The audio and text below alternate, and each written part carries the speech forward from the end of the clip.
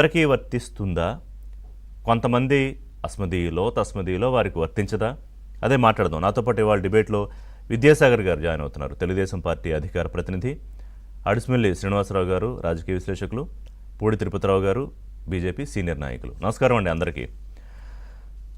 So I want to start with Tirupati Rao గారు, మీతోనే. With due respect to all respect to the honourable prime minister of the country, వారు ఇప్పుడు అవినీతి విషయంలో చేసిన వ్యాఖ్యలు లేదా ఒక ప్రవేశపెట్టిన బిల్లు, ప్రస్తుతానికి అది పార్లమెంట్ సెలెక్ట్ కమిటీకి వెళ్ళింది, ఆ తర్వాత బిల్లు ఏమవుతుంది, పాస్ అవుతుందా, అవంతా ఒక చర్చ. తిరుపతిరావు గారు, నేను ఇది ఆంధ్రప్రదేశ్ పర్వ్యూలో మాట్లాడదాం ఈరోజు. 2011 నుంచి 2024 అంటే దాదాపు 12-13 ఏళ్ళు అయిపోతుంది, దాటిపోయింది కదా. అప్పటి నుంచి 16 నెలలు జైలు నుంచి వచ్చిన తర్వాత జగన్మోహన్ రెడ్డి గారు ఇప్పటికీ అదే బెయిల్ మీద కొనసాగుతూ ఉన్నారు. సిబిఐ కూడా ఆ బెయిల్ రద్దు చేయమని అడగదు. నాకు రోజువారీ మీరు విచారణ చేసి ఇవ్వండి అన్న కోర్టులు, అవి కూడా ఈ విచారణ సంస్థలు పట్టించుకోవు. అందరికీ తెలిసిందే ఆయన ఏ ఏ కేసుల్లో ఎంతెంత ఆస్తులు అటాచ్ అయ్యాయి, సిబిఐ ఎన్ని ఉన్నాయి, ఈడీ ఎన్ని ఉన్నాయి అని. మరి ఇదే సూత్రీకరణ జగన్మోహన్ రెడ్డి విషయంలో వర్తిస్తుందా, వర్తించదా? అందరికీ నమస్కారం. ఋషి గారు, నమస్కారం. ఋషి గారు, ముందుగా మీకు ధన్యవాదాలు తెలియజేస్తున్నా. ఏదైతే గౌరవ ప్రధానమంత్రి గారి పట్ల మీకున్నటువంటి నిబద్ధత, సర్టన్లీ విధంగా ఈ అంశాన్ని చర్చకు పెట్టినందుకు కూడా మిమ్మల్ని అభినందిస్తున్నా. అంటే మేబీ ఈ అంశం స్థూలంగా చూసినట్లయితే ఇదేదో భారతీయ జనతా పార్టీకి ఇవాళ చర్చలో నాకు ఇది ప్రతికూలమైనటువంటి అంశంగా కనబడవచ్చేమో కానీ, చర్చ ద్వారా నేనైతే ఆశిస్తున్నాను ఆ ప్రతికూలత అనే భావన తొలగిపోయే అవకాశం వస్తుంది అని చెప్పేసి నేను భావిస్తున్నాను. ఓకే.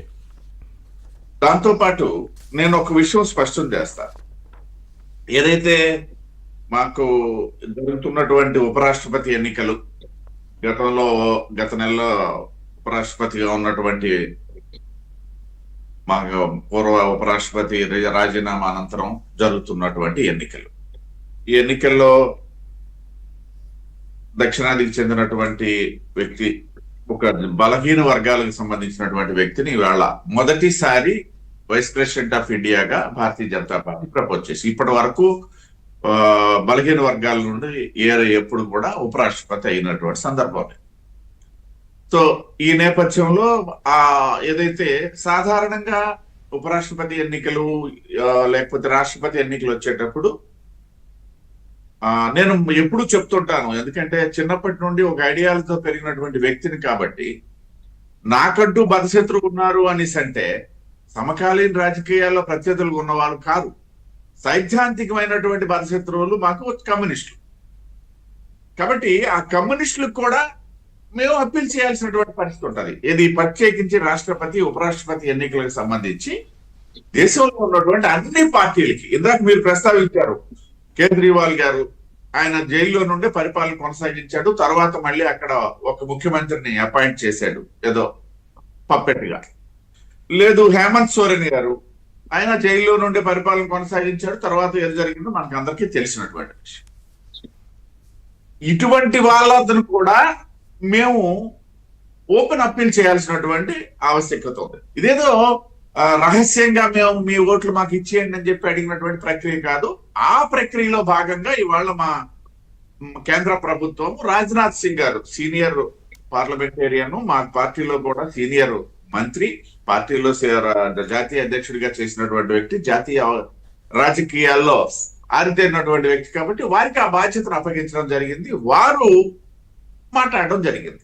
ఎవరితో మాట్లాడి నేను చెప్పాను, ఈ రాష్ట్రంలో ఇవాళ ఈ రాష్ట్రంలో ఉన్నటువంటి జగన్మోహన్ రెడ్డి గురించి మనం మాట్లాడితే దేశంలో ఉన్నటువంటి అన్ని పార్టీలతో కూడా మాట్లాడడం లేదు కాదు అది అందరికి ఒకలా వర్తించలేదు కదా. ఇప్పుడు కిషన్ రెడ్డి గారు కేటీఆర్ని ఏమన్నారు, నేను యూరియాకి ఎవరు సపోర్ట్ చేస్తేనే వాళ్ళకి మేము ఉపరాష్ట్రపతి మద్దతు ఇస్తామంటే అసలు నేను ఎవడు అడిగాడు మద్దతు అని అడిగారు కేటీఆర్ని. అంటే బీఆర్ఎస్ని మీరు అడగలేదు.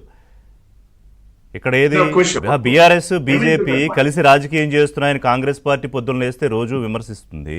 మీరిద్దరూ హ్యాండ్ ఇన్ గ్లోవ్ ఉన్నారని. వేరేజ్ జగన్మోహన్ రెడ్డి ఎన్డీఏకి అక్కడ రాజకీయంగా మీకు తీవ్రమైన బద్ధశత్రువు, మళ్ళీ మామూలు కూడా కాదు. అంటే పైకి ద పోర్ట్రేయింగ్ ద ప్రొజెక్షన్, అంతర్గతంగా ఏం జరుగుతుందో మీరే చెప్పాలి.